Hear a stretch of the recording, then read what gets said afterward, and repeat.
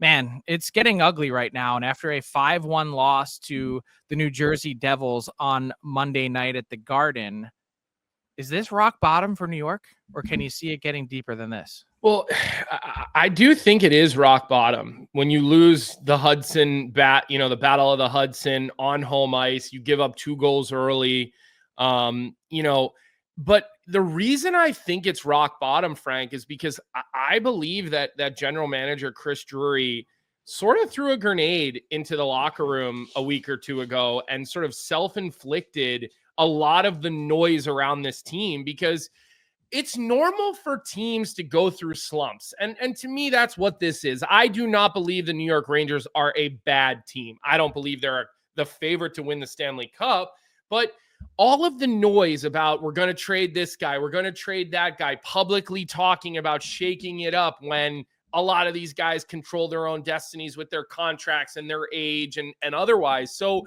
I actually believe there's a lot of miscalculation here from Chris Drury. And now I believe, and you're the guy who would know this better than me, I got to think Peter Laviolette's seat is getting pretty hot pretty quickly.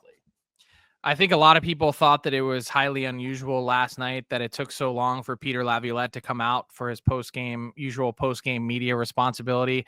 Don't think there's anything really to read into that from a coaching perspective. I think they're a team that they're feeling it right now. And, is this rock bottom? I mean, we could debate that. Only the New York Rangers know that for certain.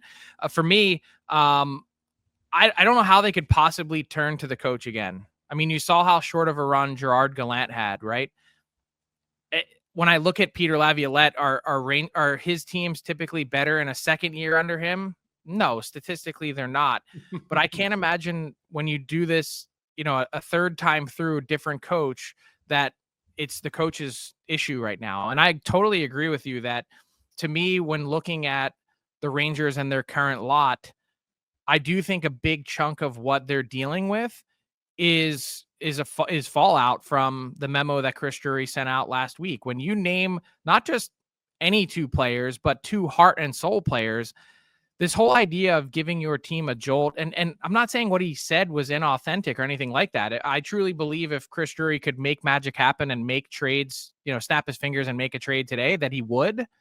But when your players hear about that, today's players are just different. And you didn't just single out, a third line guy. You picked the team's captain, and you also picked a lifelong New York Ranger in Chris Kreider, who's third on an original 6 franchise in all-time goals.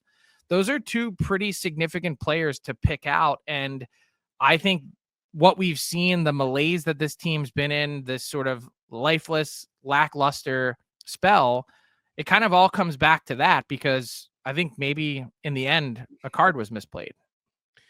Yeah, Frank. And here's what I will say. And I know we have the coaches room segment, and John Goyens, being a coach has lived this life. But when I watched the New York Rangers team yesterday, I look at the lack of details. I look at how guys are super undisciplined, the way that they're forechecking. I look when they're even trying to make conservative plays and get pucks in and deep, get it behind the other team's defensive groups. They're putting it to a place where the goalie can get it. I mean, every high-level coach will tell you, dumping a puck where a goalie can get it is a turnover. You either got to get it by the goalie, it's got to go soft, it's got to go back ice, whatever. I look at their stick position. I feel like this team is playing with a massive lack of details. And to give is that coaching, or is that the actual players themselves? Because a lot of these guys are in their late 20s, early 30s, and probably aren't changing at this point in time. Yeah, I mean, honestly, like usually when it's a details thing, it gets pointed at the coaches. Usually when a team's not ready to play like they weren't last night, and on that first goal where Panarin goes on an absolute skate, and then, Lafreniere goes on a terrible skate, and then Panarin does the same thing, and then all of a sudden they give up that 2-on-1. Like, I don't know, like that normally points at coaching, but the players, you can't fire a whole team, and something's got to change in New York. I just think there's a massive lack of detail with these players, and I think it's festering. Yeah, couldn't agree more. I think this Ranger story is really only starting to percolate, because if we know 2 things, one, this team had expectations, and two, owner Jim Dolan does not tolerate mediocrity, especially for a team that has expectations to win. And I'm sure that there are some fists being pounded on tables today demanding some answers. And this has been, I'd say, about as lifeless or lackluster of a Rangers stretch that we've seen in the last handful of years, and wouldn't be surprised at all to see changes stem from this one way or the other. What's up, hockey fans? If you enjoyed that video, then you need to be hitting the subscribe button right here at Daily Faceoff. Exclusive interviews and analysis from our hockey insider Frank Seravalli, fantasy updates from Brock Sagan, and a daily live show at noon Eastern Monday through Friday. You don't want to miss any of the fantastic content, so hit that subscribe button.